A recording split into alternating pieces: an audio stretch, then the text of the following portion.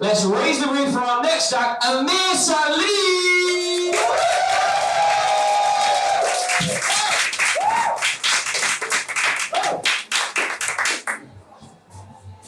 Assalamu alaikum.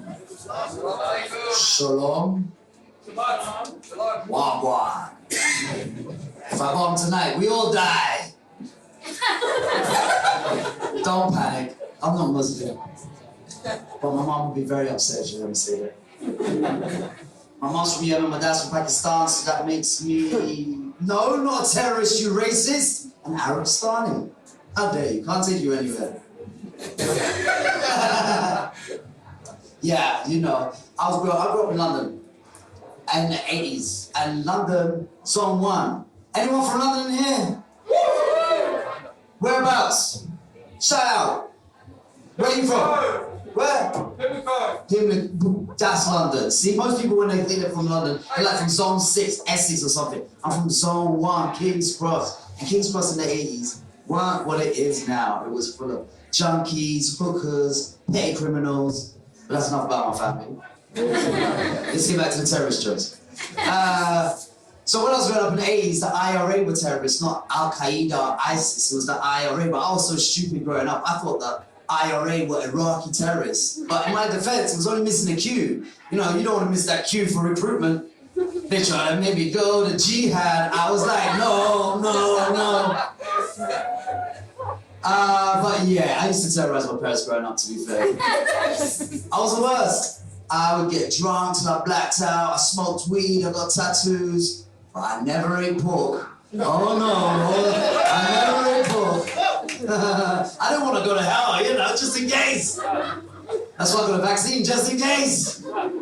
You know, we don't know what they put in that vaccine, but we also don't know what they put in our cocaine these days, guys. It's not just Bonjela and baking soda. Sometimes it makes you chat yourself, sometimes it makes you want to shit your pants, or both. That's why now I get my cocaine ethically sourced from reputable dealers who pay their workers above minimum wage and guarantee that their jobs ain't going to be outsourced by AI automation, sustainable, ethical cocaine, which makes it harder to find and more expensive than it is. But at least I can sleep at night. Well, I would be able to sleep at night if it wasn't so good. I drink more powder than Johnson & Johnson, and I got a Johnson & Johnson vaccine, but I still won't eat pork!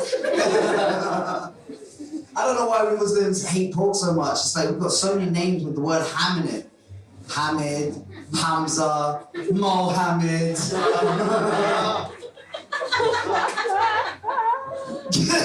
Growing up in London as a young Muslim, it was tough.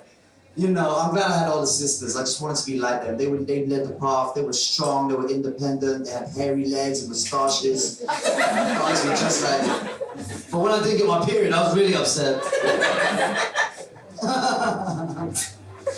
You know. What else I done with that one? But you know, you get older and wiser. You grow up. You get a girlfriend. Who's in a relationship over here? Come on now, how long? 2 years. See, you know what? Long relationships ain't around anymore. Early on in our relationship, I was like, yo, babes, I'm going on a last holiday, you can't come. And she was like, all right, no sex, just blowjobs. I was like, I got myself a keeper here. And then she followed up, you can't receive them, you can only give them. Fucking bitch, my mouth was open. Good one. And then we came home, we had like amazing sex, like miss you sex, like, oh, it was amazing. And then afterwards she turns to me and looks at me and says, hey babes, when you making love to me, do you think about other girls? And I was like, of course I don't. I'm not a savage. When I'm making love to other girls, I think of you. But we're all getting older, it's easy to put on weight. You know, I looked at myself in the mirror the other day, I looked old, ugly and fat. Must have been on cocaine, come down or something. And I asked my girlfriend what she thought, just, you know, fishing for compliments as you do. And she said, at least you got good eyesight. Thank you, my name's Amiir Saleem. Cheers, guys.